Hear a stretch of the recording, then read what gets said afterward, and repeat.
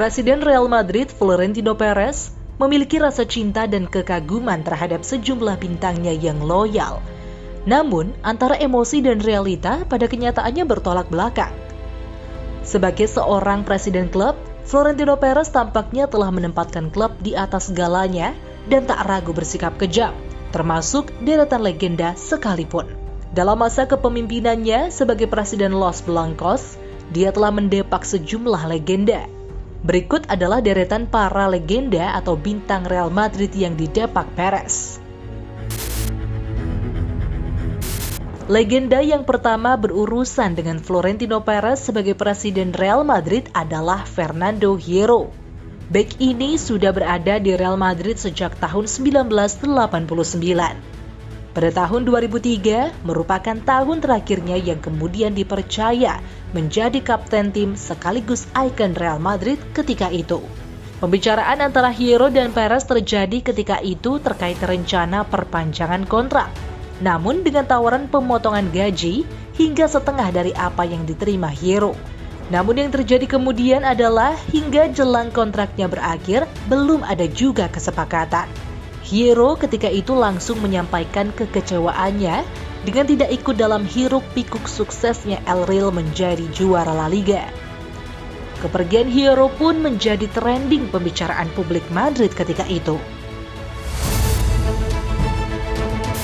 Ikon lain yang didepak Perez adalah Luis Figo.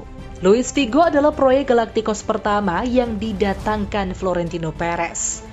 Namun bintang asal Portugal ini kemudian menjadi Galacticos pertama pula yang pergi. Momen 2005 menjadi fase yang menyulitkan bagi Luis Figo. Ketika kontraknya akan berakhir, namun tidak juga tercapai kesepakatan kontrak baru dengan Real Madrid. Hal itu membuat Luis Figo memutuskan untuk pergi. Apalagi ketika itu banyak tawaran dari klub besar yang bersedia menampung Figo. Ironisnya, Florentino Perez tidak pernah terganggu dengan rencana kepergian Luis Figo. Saat itu, Figo sepertinya sudah kehilangan tempat di skuad Real Madrid yang dilatih Vanderlei Luxemburgo kala itu. Saya kira mereka memang tidak ingin memperpanjang kontrak saya lagi, kata Luis Figo yang kemudian bergabung ke Inter Milan pada tahun 2005. Legenda berikutnya yang didepak Perez adalah sang kapten Raúl González. Tidak pernah terbayangkan Raúl González pergi meninggalkan Real Madrid. Namun, Florentino Perez justru mewujudkan apa yang tidak ingin dilihat supporter. Loyalitas dan kontribusi Raúl tidak membuat Real Madrid mempertahankan pemain ini hingga gantung sepatu. Padahal, Raúl turut membawa Real Madrid merengkuh 6 gelar Liga Spanyol, 3 Liga Champions, 1 Piala Super Eropa, 4 trofi Piala Super Spanyol, dan 2 Piala Interkontinental atau Piala Dunia antar klub. Tanda-tanda Raúl akan dilepas terlihat ketika dirinya banyak berada di bangku cadangan. Pelatih Real Madrid ketika itu, Jose Mourinho, tak menjanjikan posisi starter baginya. Apalagi sejak Florentino Perez mendatangkan Cristiano Ronaldo dari Manchester United. Raúl akhirnya meninggalkan Real Madrid pada pertengahan 2010 dan bergabung ke Schalke. Raúl bermain dalam 16 musim bersama Los Merengues dan dia pergi di usia 33 tahun. Nasib Raúl tampaknya sama seperti Hierro dan Figo. Ia tidak ditawari kontrak baru sejak kontraknya akan berakhir hingga 2011. Legenda lain adalah sang kiper, Iker Casillas. Casillas meninggalkan Madrid bukan tanpa sebab. Ia sering dicemooh fans Madrid ketika itu di akhir-akhir penampilannya yang buruk musim 2014-2015 dengan sorakan "Bu" di Santiago Bernabeu. Bukan hal remeh itu saja, ia juga sempat menjadi korban fitnah Perez dalam kasus sengketa keuangannya dengan Real Madrid. Perez juga menyindir Casillas lewat rencana ketertarikannya mendatangkan kiper baru yang lebih muda. Situasi ini membuat Iker Casillas menyadari dirinya harus pergi. Meskipun kepergiannya adalah momen yang sulit bagi Casillas. Akhirnya, Casillas pun pergi meninggalkan Bernabeu pada tahun 2015 dengan terpaksa.